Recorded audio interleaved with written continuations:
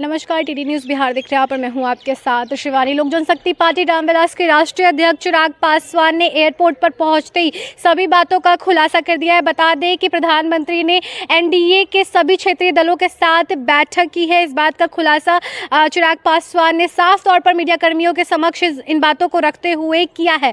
बता दें आपको कि उन्होंने साफ तौर पर कहा कि क्षेत्रीय जितने भी दल एनडीए में बने हुए हैं उन्हें आगे बढ़ाया जाए और साथ ही साथ सभी क्षेत्रीय दलों को एक साथ करके उनकी मजबूती को उस क्षेत्र में बढ़ाया जाए। साफ तौर पर उन्होंने कहा कि एनडीए में जिस कदर नीतीश कुमार ने अक्सर एनडीए का सपोर्ट पाकर आगे बढ़ने की कोशिश की और एनडीए ने भी उन्हें सपोर्ट दिया है। पिछले बार एनडीए के सबसे ज़्यादा सीट होने के बावजूद भी नीतीश कुमार को मुख्यमंत्री बनाया गया था।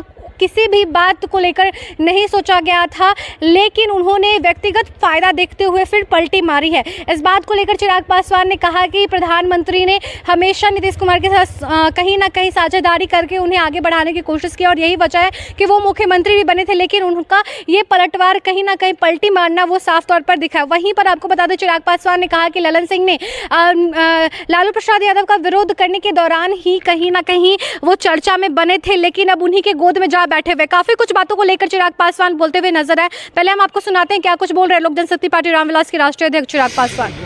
आज मैं इस तरीके से हमारी पार्टी के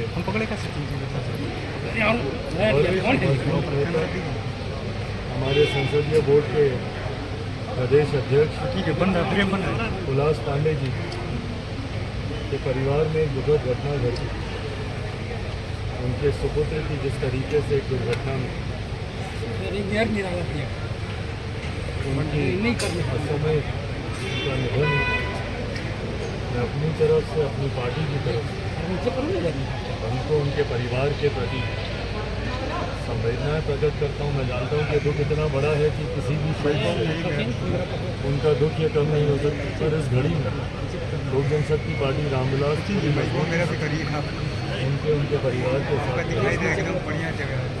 आज विशेषतः सत्र चल रहा था दिल्ली में, कमेटी की भी एक आध बैठक।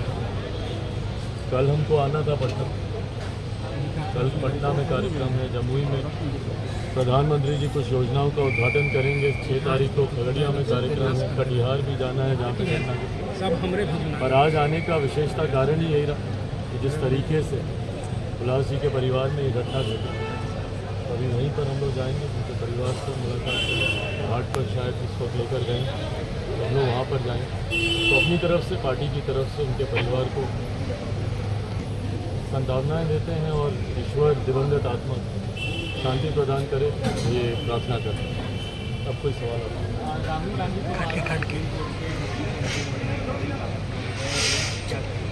इसमें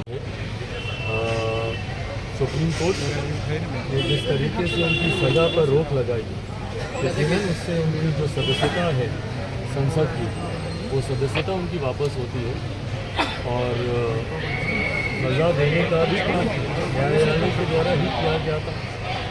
हाई कोर्ट ने उनको सज़ा दी थी, सुप्रीम कोर्ट के द्वारा उस सज़ा पे रोक लगाई गई। ये न्यायिक प्रक्रिया का हिस्सा है। अगर कुछ तथ्य सामने आएंगे तो उसके आधार पर न्यायालय अपना आदेश देगा। जिस तरह से ललन सिंह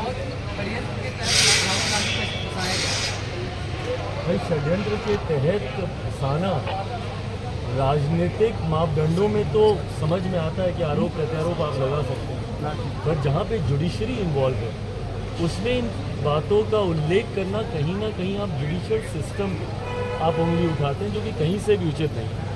न्यायालय पे हम सबका भरोसा है और बड़े से बड़े विवादित मसलों पर हम लोगों ने न्यायालय पे ही विश्वास किया है कि जो उनका वर्डिक्ट आएगा उसका हम लोग सम्मान करेंगे। तो ऐसे में जब आप आरोप लगाते हैं कि कोई षड्यंत्र रचा गया, ये कहीं ना कहीं न्यायालय को, जुडिशरी को गलत दिशा में दिखाता है। ये गलत है।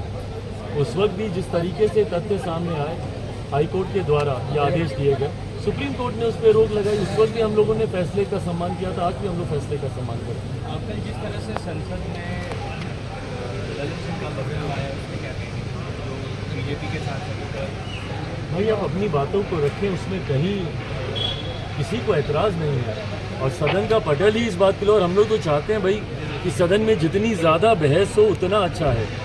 मणिपुर के विषय को लेकर भी हम लोग एक लंबे समय से हम लोग चाहते थे कि बहस हो, पर वो प्राथमिकता विपक्षी दलों के लिए कभी रही नहीं। मणिपुर को लेकर नियम में आप फंसाते रहे कि प्रधानमंत्री जब तक जवाब नहीं देंगे या फलाना नियम के तहत जब तक चर्चा नहीं होगी, और अंतोगत्वा अविश्वास प्रस्ताव लेकर आया गया। और मुझे लगता है देश के इतिहास में, ये इतिहास की किताबों में दर्ज किए जाने वाला विषय है कि देश के इतिहास में पहली बार एक ऐसा अविश्वास प्रस्ताव लेकर आया जो सरकार को अस्थिर करने के लिए नहीं, जो इस सोच के साथ नहीं कि सरकार के पास मैंडेट नहीं है इसलिए हम लोग अविश्वास प्रस्ताव लेकर आ रहे हैं, बल्कि सिर्फ और सिर्फ मौजूदा प्रधानमंत्री जी को बोलने के लिए बाध्य करने की सोच के साथ इस अविश्वास प्रस्ताव को लाया गया। इस अविश्वास प्रस्ताव को और कोई कारण ही नहीं है लाने का, सिर्फ आप प्रधानमंत्री को बाध्य करना चाहते थे बोलने के लिए, इसलिए आप ये अविश्वास प्रस्ताव लेकर आए। सबसे पहले तो ये नियमों का दुरुपयोग है और ये गलत है, ये अनुचित है। आप इस तरीके से नियमों का दुरुपयोग नहीं कर सकते सिर्फ और सिर्फ अपनी महत्वाकांक्षाओं को साधने के लिए, क्योंकि प्रधानमंत्री जी को बाध्य करना था आप इस नियम को लेकर।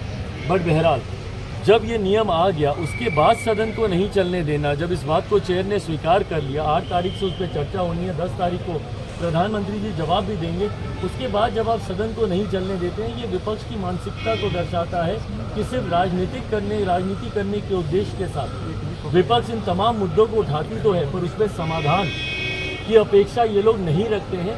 ये सोच गलत है। कल जिस तरीके से दिल्ली में ट्रांसफर पोस्टिंग को लेकर जो अध्यादेश आया था उसको लेकर कल जिस तरीके से बिल को इंट्रोड्यूस किया गया माननीय गृह मंत्री जी के द्वारा, उसमें सबकी उपस्थिति दर्शाती है कि आप लोगों की प्राथमिकताएं कहाँ हैं। पूरा विपक्ष उस वक्त मौजूद था वहाँ पर, उसके ऊपर चर्चा करने के लिए आप लोग खामोश थे।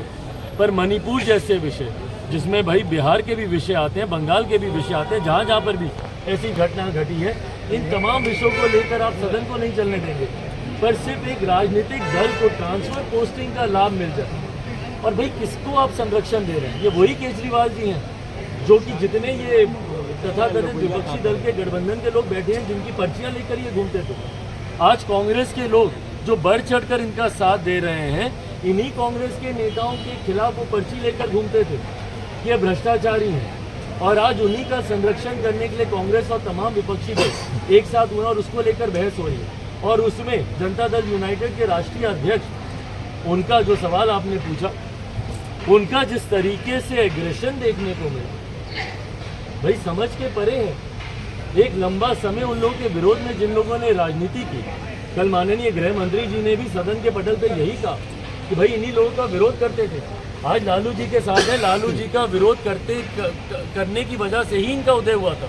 विकल्प बनकर आए थे ये राष्ट्रीय जनता दल का, और उस वक्त के जंगल राज का, जिसको जंगल राज नाम देने का काम नीतीश कुमार जी ने किया। और कल उनका एग्रेशन देखिए, कितने उत्तेजित होकर, कितने गुस्से में वो बातों को रख रहे हैं। क्या एक पार्टी के राष्ट्रीय अध्यक्ष को शोभा देता है इस तरीके के शब्दों का इस्तेमाल करने का? आज हम लोग की पार्टी की तरफ से भी उनका वो वीडियो ट्वीट किया गया है, जिस तरीके से मतलब जैसी भाषा का इस्तेमाल कर रहे हैं। भाई कोई सड़क पर कोई लड़ाई नहीं हो रही ना, कोई व्यक्तिगत हाथापाई नहीं हो रही है, सारे वहाँ पे सम्माननीय सदस्य वहाँ पे मौजूद हैं। और ये वही लोग हैं जिनके आशीर्वाद पर पिछले 15 सालों से आप मुख्यमंत्री बने हुए थे। अभी पिछले 2 सालों को अगर छोड़ दिया जाए तो बार बार इन्हीं के साथ पे आप मुख्यमंत्री आप बनते रहे। और 2020 में तो तीसरे नंबर की पार्टी होने के बावजूद अगर आप लोगों को, अगर इनको मुख्यमंत्री बनाया गया तो ये भारतीय जनता पार्टी का ही आशीर्वाद था। और जिस तरीके से ये बातों को रख रहे हैं, कहीं से भी किसी पार्टी के राष्ट्रीय अध्यक्ष की तो ये भूमिका कम से कम नहीं। देखिए, लोजपा के राष्ट्रीय अध्यक्ष चिराग पासवान ने साफ तौर पे कहा कि नरेंद्र मोदी के साथ बैठक हुई है, बैठक में बहुत महत्वपूर्ण बातों को लेकर चर्चा हुई है। एनडीए को फिर से बिहार में कहीं ना कहीं उजागर किया जाएगा और जितनी भी छोटे छोटे क्षेत्रीय दल हैं एनडीए में शामिल हो चुके हैं, अब उनके कहीं ना कहीं उत्थान के लिए उन्हें आगे कैसे बढ़ाया जाए, इस पर रणनीति तय की गई थी। रणनीति के साथ आगे बढ़ाने की बातों पर चर्चा हुई थी। वहीं पर चिराग पासवान काफ़ी कुछ हमलावर रहे और उन्होंने साफ तौर पर ललन सिंह को घेरते हुए और नीतीश कुमार को घेरते हुए नजर आए। देखिए, ललन सिंह लोकसभा में काफ़ी कुछ बोलकर केंद्रीय गृह मंत्री अमित शाह से भी उनकी बहस हो गई और